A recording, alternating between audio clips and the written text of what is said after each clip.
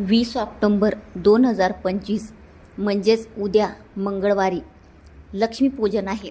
लक्ष्मीपूजन या दिवशी आपण पूजा करत असतो, परंतु या दिवशी लक्ष्मी मातेची एक सेवा करायची आहे. ही सेवा फक्त वर्षातनं एकदाच होते लक्ष्मीपूजनच्या दिवशी. तर सायंकाळी लक्ष्मीपूजन झाल्यानंतर आपल्याला ही सेवा करायची आहे. लक्ष्मी प्राप्तीची अतिशय उच्च कोटीची सेवा आहे. तर आपल्याला कोणती सेवा करायची आहे? श्री स्वामी समर्थ या मंत्राचा एक माळ जप करायचा आहे. श्री ऋणनाशक गणेश मंत्र या मंत्राचा एक माळ जप करायचा.